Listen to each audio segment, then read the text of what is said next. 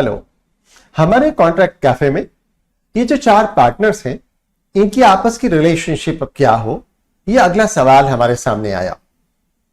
आरव जो इन्वेस्ट करने जा रहे हैं, जो विजनरी हैं, मीरा जो मार्केटिंग के एक्सपर्ट हैं, द मार्केटर, कबीर जो शेफ हैं, जिनसे अच्छी कॉफी और बाकी ईटेबल्स कोई बना ही नहीं सकता, और सना जो हर चीज को ऑर्गेनाइज करती रहती हैं। तो इन्होंने प्रॉमिस किया कि ये क्या क्या करेंगे। आरव ने प्रॉमिस किया कि वो विजन देंगे, इन्वेस्टमेंट देंगे, मीरा मार्केटिंग करेंगी, कबीर किचन देखेंगे और सना बाकी चीजों को ऑर्गेनाइज करेंगी। लेकिन सवाल ये है कि कानून क्या कहता है, कानून कहां है, कानून क्या कहता है, और कैसे हम ये देखें कि कानून इस रिलेशनशिप को जो एक प्रॉमिस पर बेस्ड है कैसे चलेगा, कैसे चलाएगा।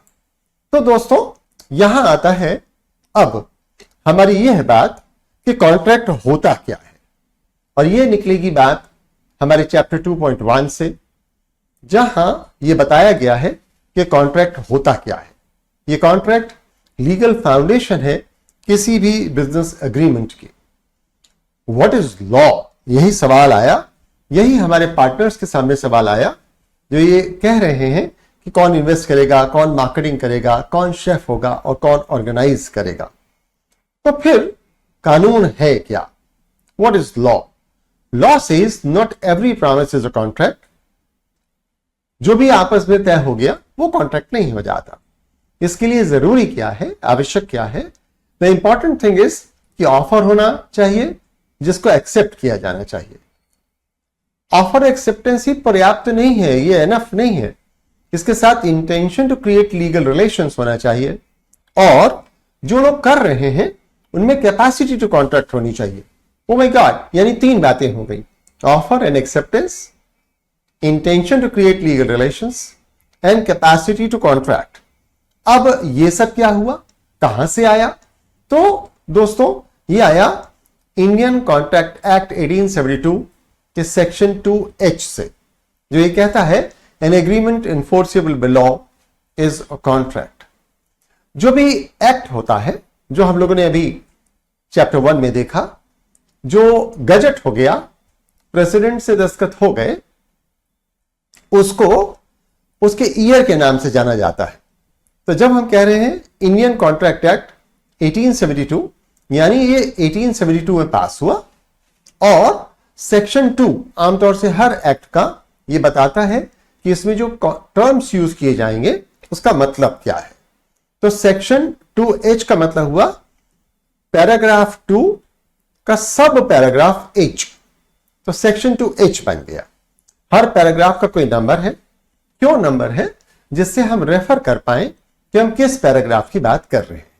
सो आपके लिए पैराग्राफ नंबर 2 का सब पैराग्राफ H, लेकिन कानूनी भाषा में इसको कहेंगे सेक्शन 2H।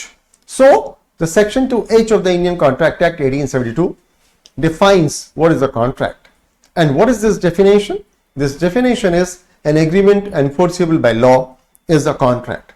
यानी स्पष्ट हो गया, साफ है कि एग्रीमेंट है और लीगल एनफोर्सिएबिलिटी है। यानी एग्रीमेंट कहां से आया? Promise plus consideration between parties. और लीगल एनफोर्सिएबिलिटी कहां से आई?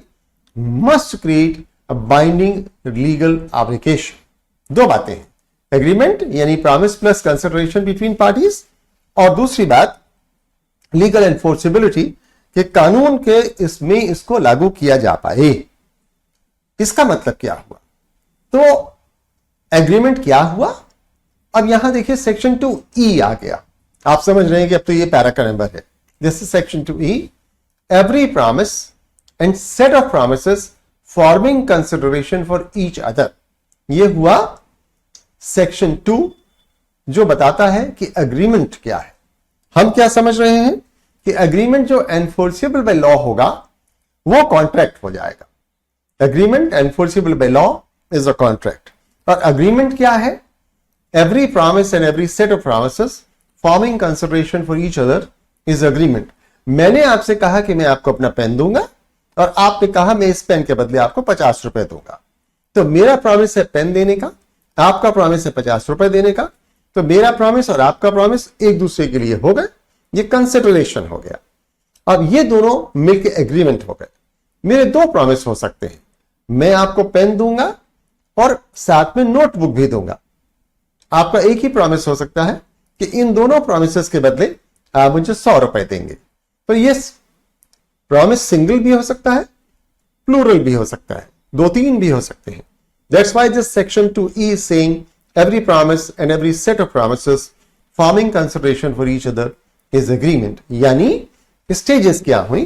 तो पॉइंट 1 हुआ proposal made, one party offers terms, मैं आपको पेन और नोटबुक दूंगा।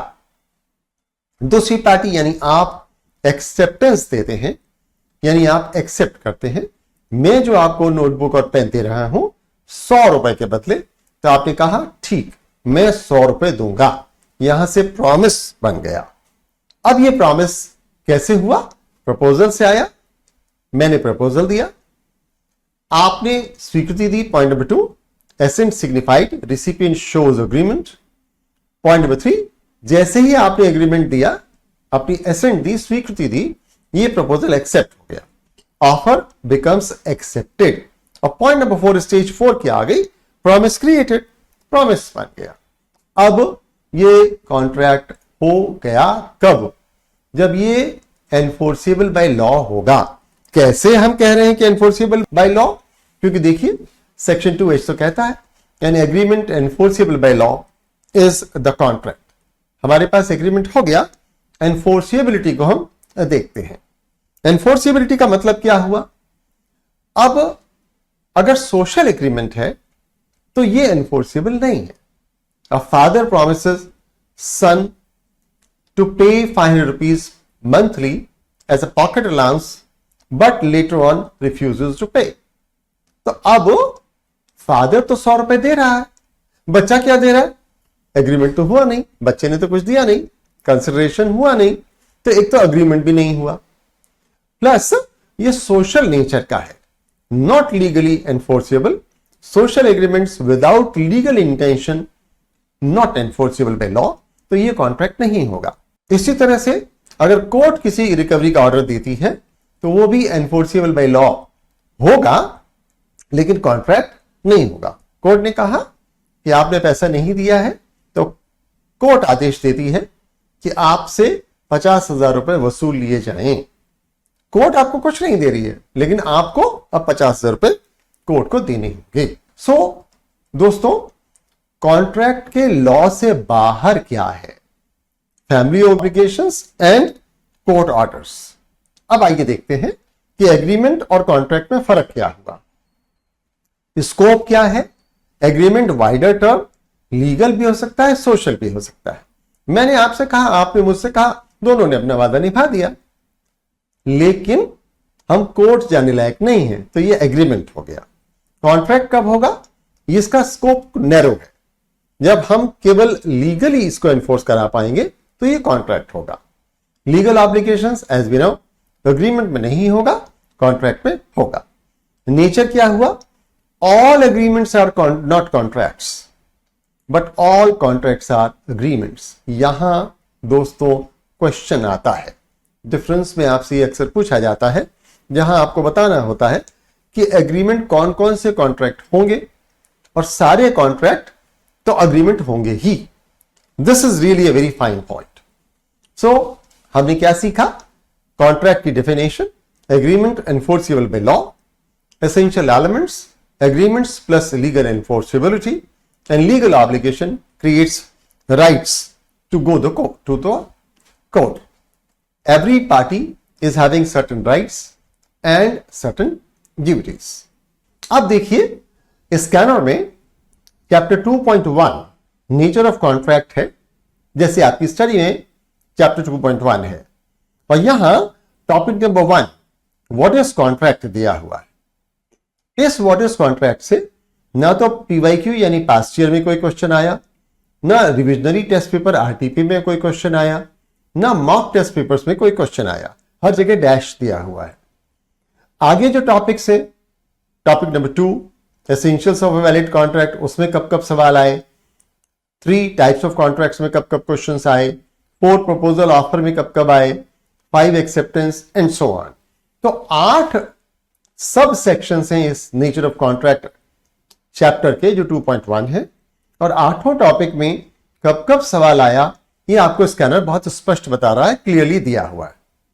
अब आपको लगेगा कि जब व्हाट इज कॉन्ट्रैक्ट से सवाल आया ही नहीं है, there was no question asked, तो हम क्यों पढ़ें? पढ़ना तो होगा ही बच्चों। Why so? बिकॉज इसके बिना आप आगे नहीं बढ़ पाएंगे। आप एसेंशियल्स ऑफ वैलिड कॉन्ट्रैक्ट नहीं पढ़ पाएंगे, टाइप्स ऑफ कॉन्ट्रैक्ट्स नहीं पढ़ पाएंगे, प्रपोजल ऑफर नहीं समझ पाएंगे, वगैरह वगैरह। So in this short video we have understood what is contract. Thank you very much for being with me. देखते रहिए इस चैनल, इसको सब्सक्राइब कीजिए, लाइक कीजिए, शेयर कीजिए, जिससे और भी आपके दोस्त इसको समझ पाएं कि कहां कहां क्या क्या उनके बेनिफिट्स की चीजें मिल रही हैं। Thank you very much.